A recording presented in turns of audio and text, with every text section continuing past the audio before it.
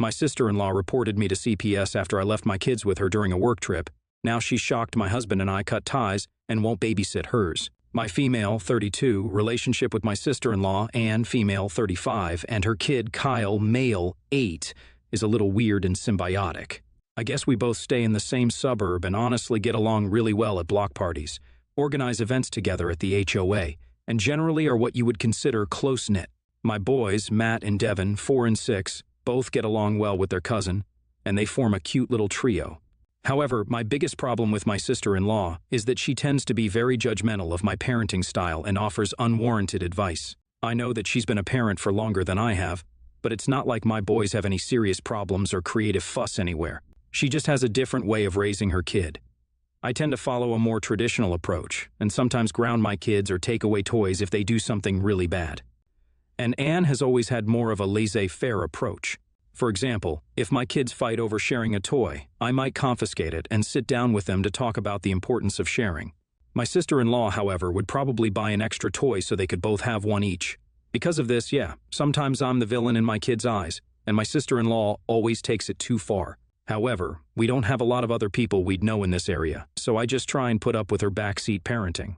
Another thing she feels that I do wrong is my choice to work, because according to her, her brother makes more than enough money for us to live comfortably, so I'm just squandering time with my kids. Here's the thing. She is right about my husband making enough for us to be well off, but I'm one of the top voices in my industry right now, and I don't see why I need to give that up in order to raise my children. I think I have a good balance of quality time with my kids and work, and whenever there isn't a parent around, we keep a stellar nanny to pick up the slack. The reason I'm writing this post is because of one particular incident. Last month, I was given very last-minute confirmation for an event I had to attend in Miami and would be out of the house for around 2 weeks. My husband, at the same time, had planned a camping trip with his friends. It was the only time when all his buds and their schedules matched, and it would be unfair for him to cancel out just because I had an unplanned trip. Since my sister-in-law and I were close, I thought it would be okay to ask her to take care of Matt and Devin for a couple of weeks. I called her and asked if this would be cool. I had asked if our nanny would be able to do it, but to be honest, house sitting was a bit out of her job description, so she refused.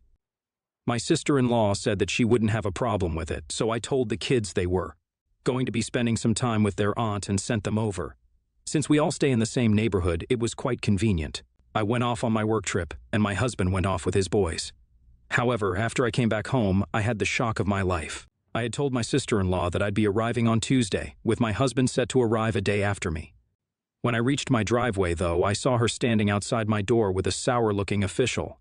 Before I even had time to ask what was going on, the man said, "Op, would you please come inside? I have a few questions." The questions turned out to be things like whether I fed my kids enough or whether I harmed them in any way. I was so shocked and angry, but I answered truthfully, immediately demanding an explanation. The worker was from CPS and was investigating a claim by my sister-in-law that we had been neglecting our kids. After I was interviewed, the worker spoke to my boys individually, and after he was satisfied, he gave an assessment. There was no chance of child neglect, and my sister-in-law had clearly overreacted. Honestly, he seemed pissed that his day had been wasted. After he left, I immediately turned on my sister-in-law and asked, "Just what the hell did you do while I was gone?" She responded, "I was only looking out for my nephews. When they were staying with me, they said that you never do the things I did for them, and when I pushed them on it, they said that you were a bad mom sometimes." I couldn't help but facepalm. I was 90% sure this was from Matt because I had recently had to take away one of his favorite preschool toys after he ended up swatting another kid with it. And why is my sister-in-law taking the testimony of a freaking 4-year-old? I told her how dumb that was, and she kept repeating that she was just looking out for the kids. I told her to freak after her own house and stop trying to run mine. After she walked off with a humph, I called my husband and told him what had happened. He was completely in the dark about all of this, and felt super pissed that his sister would choose to call CPS before contacting him. Did she think he was abusing his kids, too? I guess it hurt his sentiments, and he told me to keep an arm's length from Anne for the time being, and after he came back, we would settle on a game plan. When he got back home, both of us mutually decided that it would be best to stop interacting with my sister-in-law's family altogether and refuse to babysit her kid or engage with her at parties. I honestly think this is a pretty smart thing to do, but I feel bad about breaking up my kids and their cousin. We have put this into practice already, and my kids are already asking where Kyle is. My sister-in-law is being terrible, doing all of this, and refuses to admit that she went overboard, making it even tougher to make amends. What should we do, Reddit? Update 1. I read through a lot of your comments, and I do see How I may be tough for separating the kids from their cousin, but I still can't find a way to reconcile with my sister-in-law. I spoke to my husband, and he's open to having a mutual dialogue with his sister. Until we broached the topic, things were super icy between us. It was literally like meeting an enemy nation at the UN. However, my sister-in-law and her husband were open to meeting us, and we had a conversation at their house. To be honest, it did not go well. While my sister-in-law thinks that we aren't abusers, she still thinks it was okay for her to call CPS on us. My husband has an entirely different bone to pick with her regarding how she didn't call him at all, and how it signifies a lack of trust between them. That also didn't get resolved. We left the meeting with only the common agreement that our boys miss each other, and we should do something about that. So, at the very least, we've decided that we can have play dates where both parents are present. I haven't really gotten over the anger of having the CPS show up on my doorstep like I'm some kind of criminal, and it's hard to feel like my sister-in-law doesn't doubt my love for my kids. Letting the kids have play dates is like putting a band-aid on a bullet wound, so maybe we'll keep trying to reach common ground with Anne. Update 2. So what's happened now is that the extended family is also involved. Mother-in-law is on my sister-in-law's side and thinks that she was simply voicing her concerns, while father-in-law thinks that she overstepped her boundaries. My parents are obviously on my side, and my husband is also very angry at my sister-in-law. It's slowly blown up, and I really do want to resolve things. Despite her flaws, my sister-in-law and I did get along quite well, and I'm starting to miss that friendship that we had. I do think that I would be a pushover if I simply claimed that it was okay for her to call CPS like she did, though. So I'm hoping that we could have a better way to solve things. I was thinking of calling father-in-law and asking him to speak to his daughter, because right now everything is just like people gossiping amongst themselves. My sister-in-law called mother-in-law too about me. My husband heard about it from my father-in-law, and then I told my parents. It's all very childish. I think if my sister-in-law knows that her own dad thinks she was being a bit crazy, she might at least find it in herself to apologize, which is honestly all I want. The play dates we set up between our kids are kind of working, but sometimes they pick up on the negative energy between their respective parents, and it makes the boys kind of sad. I know they're all really young, but they're picking up on this fight a lot more than I thought. Update 3. I was able to speak to my father-in-law directly about the whole issue and explain why it may be good for my sister-in-law to hear him call her out, and he agreed. We decided that it'd be best if he spoke to her on his own so that the bad blood between Anne, me, and my husband won't be present. It worked wonders. I'm not sure what he said exactly, but my sister-in-law showed up on my doorstep and said, "Hey, Opie, I talked with my dad recently, and he told me how you feel. I just want you to know that I think you're an amazing mom, and I was just concerned for your kids. Do you think we could put all this behind us? I promise not to interfere in the way you're raising your boys anymore." I was so pleased to hear this, and I also told her, "I appreciate you looking out for Matt and Devin, and while I do agree that what you did was out of line, it's clear that you love them. I don't hold what you did against you. It just took a bit of communication, guys, and the family has mended its wounds. At the end of the day, our kids are our top priority, and they've been happier ever since we made up. NTA." Calling the CPS is a serious thing to do, and unless your sister-in-law was dead sure that her nephews were in danger, she was basically making assumptions to make you feel self-conscious about your parenting. Esh. Both of y'all are acting like kids and harming the relationship between the actual kids. Obviously, sister-in-law is a wacko, but your kids are missing out on time with their cousin after all of this. Edit, I read the updates, and it seems like things worked out fine. I'll change it to NTA because I still think your sister-in-law was a bit out of bounds. Next story. Female 23, fight with my sister female 15 on a regular basis. She is my only sibling and we do not like each other at all. I had to look after her a lot when we were younger because both my parents worked and have been butting heads since. She has been pretty rebellious since she was young and has always had a nasty attitude towards me, and so I haven't always been the nicest to her. She absolutely never listens to me and always says I'm not her second mom and that she doesn't have 3 parents, which I agree with, except that she uses it when it's not necessary. Like when I'm trying to tell her to do things so that my dad doesn't lose his temper when he gets home. I fight with her the most, though, over cleaning the kitchen and her taking my stuff. She has started telling me what I will and will not do, which is unacceptable in my opinion. I'm not allowed into her bedroom even if she goes into mine, and I have to clean the kitchen even if my mother has asked her to do so. I have begged and pleaded that she stops taking my stuff, but she says that if I don't use it, then she can. Whether it's my makeup or clothing or even my art equipment, she takes it and fights if I try and take it back. She raises her voice so quickly without me even doing anything just to get me in trouble. I found my expensive art equipment in her bedroom a while back and brought it up in a civil way. but I was told to just leave it because it doesn't matter. I feel so frustrated. I have started trying to ask my mom for help with these fights, and she will try and stop my sister sometimes, but most of the time I just get fought with, and it hurts so much as if nothing I do matters.